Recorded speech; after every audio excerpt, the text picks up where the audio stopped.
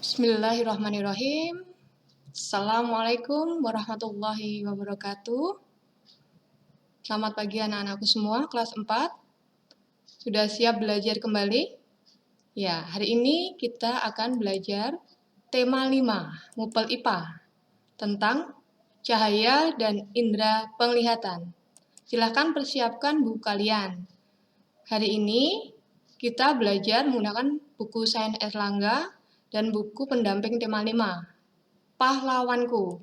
Silahkan buku Erlangga buka halaman 151 sampai 181. Kemudian buku pendamping halaman 6, 7, 14, 15, 48, 75, dan 76. Nanti di halaman 76 ada tugas TTS. Jika sudah, kita bahas satu persatu. Sifat-sifat cahaya. Setiap hari kita melihat cahaya ya. Nah, cahaya matahari yang sering kita lihat. Nah, sifat cahaya yang pertama adalah cahaya merambat lurus. Nah, ini contohnya adalah cahaya dari lampu senter merambat lurus. Nah, kemudian cahaya dapat menembus benda bening. Nah, jika ada sinar matahari yang melewati kaca jendela, nah akan tampak bentuknya yang lurus. Jadi selain cahaya merambat lurus di sini juga bisa, dan juga cahaya menembus benda bening. Kemudian cahaya dapat dipantulkan. Nah, nanti pada bahas selanjutnya. Yang keempat, cahaya dapat dibiaskan. Yang kelima, cahaya dapat diuraikan. Cahaya merambat lurus. Nah, ini contoh berkas cahaya di pagi hari. Nah, akan tampak sangat indah. Cahaya merambat lurus. Ini cahaya dari sinar matahari, kalau tadi dari cahaya senter. Kalau percobaannya, kita lakukan seperti ini. Jadi kalau ini sumber cahayanya dari lilin. Siapkan dari triplek atau kertas karton, ada 4 buah, kemudian kalian tegakkan dengan penjepit kertas juga bisa. Dibuat ukuran yang sama. Nah, bisa pakai kardus saja yang lebih mudah, kemudian kalian lubangi pada tengahnya. Nah, silahkan diposisikan sejajar dengan indera penglihat kita atau pada mata kita. Kemudian akan tampak cahaya dari mata kita. Kemudian ubah salah satu posisinya, kalian geser. Nah, masihkah akan tampak lurus? Nah, kemungkinan ada cahaya yang tampak atau tidak. Nah, silahkan dibuktikan, dipraktekkan di rumah masing-masing. Kemudian cahaya dapat dipantulkan. Yang dapat memantulkan cahaya kita sebut cermin. Cermin ada 3 cermin datar, cermin cekung, dan cermin cembung. Nah, kalau yang dipakai di sini adalah cermin datar karena permukaan bidang pantulnya datar. Nah, untuk sumber cahayanya menggunakan sinar lampu senter. Jenis pemantulan ada 2, pemantulan teratur jika permukaan bidang pantulnya datar. Jadi teratur seperti ini. Ini sinar datang yang biru, kemudian sinar pantulnya yang merah. Kemudian ada pemantulan baur atau tidak teratur. Nah, jadi permukaannya kasar.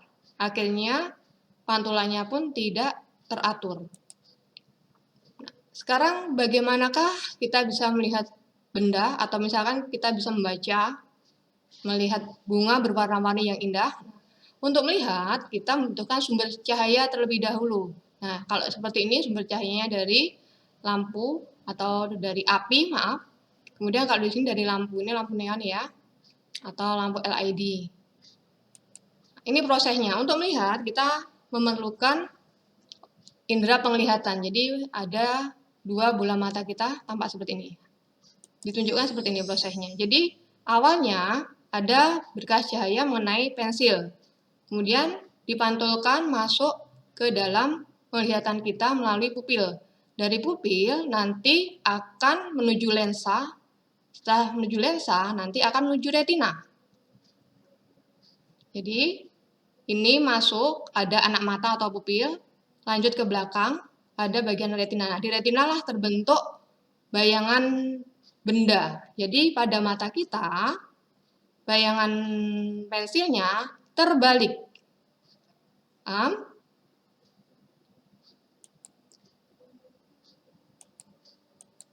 Kemudian warna.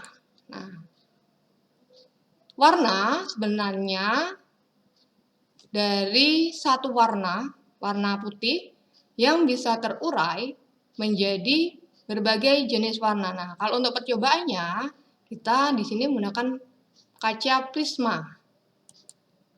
Nah, bagaimana kita bisa melihat daun berwarna hijau? Saat ada sinar matahari mengenai daun, maka yang warna hijau diserap, yang warna hijau dipantulkan ke mata kita, warna yang lain diserap.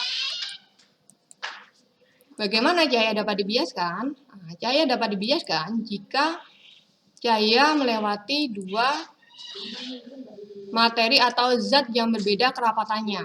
Jadi kalau seperti ini, contoh pembiasannya, kita masukkan pensil ke dalam gelas yang berisi air.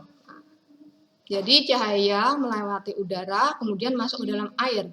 Maka akan tampak pensil tampak patah. Jadi seperti nggak nyambung, padahal sebenarnya pensil kita tidak patah. Nah, ini membengkok. Nah, inilah peristiwa pembiasan cahaya. Ada juga contoh pembiasan cahaya adalah kolam atau ikan di dalam kolam, maka tampak ikannya lebih dekat, padahal sebenarnya dia agak dalam.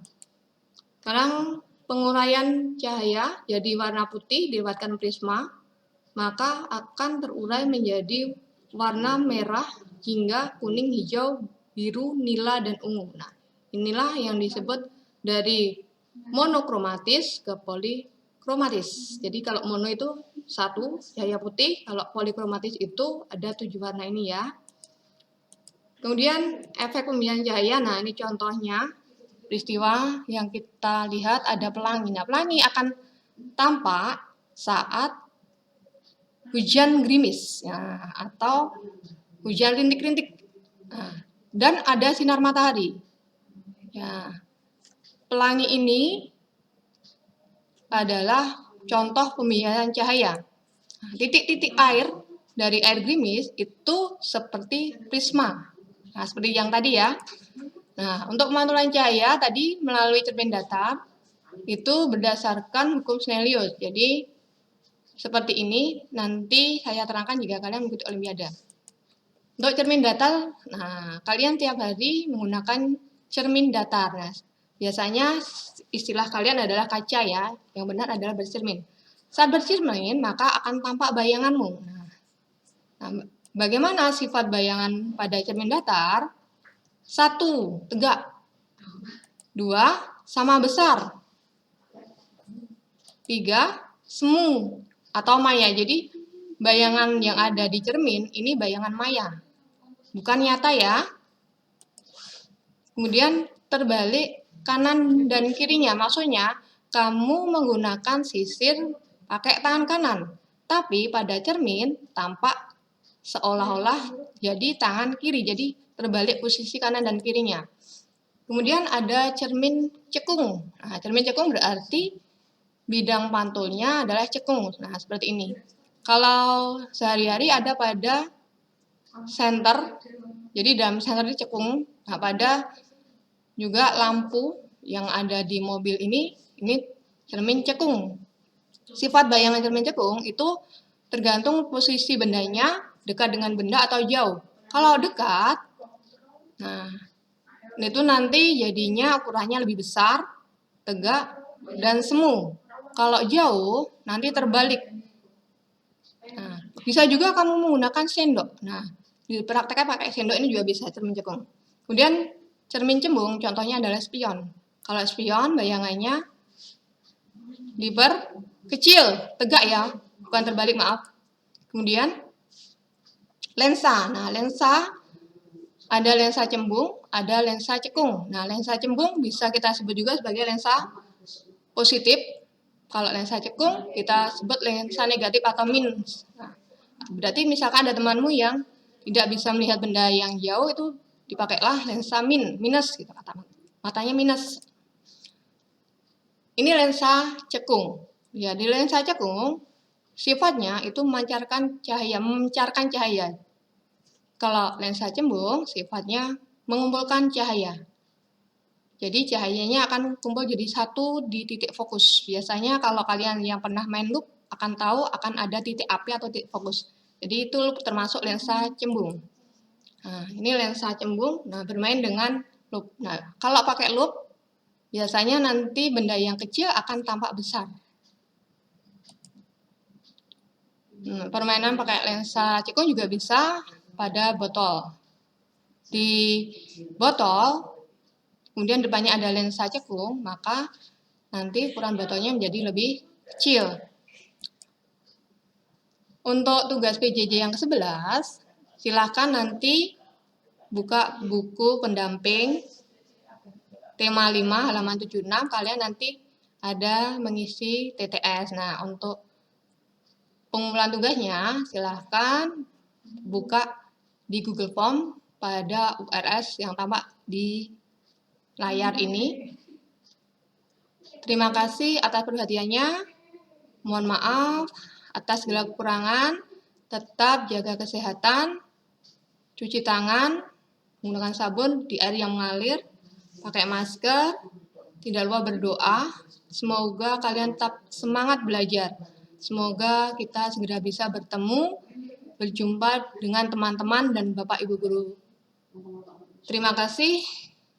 Assalamualaikum warahmatullahi wabarakatuh.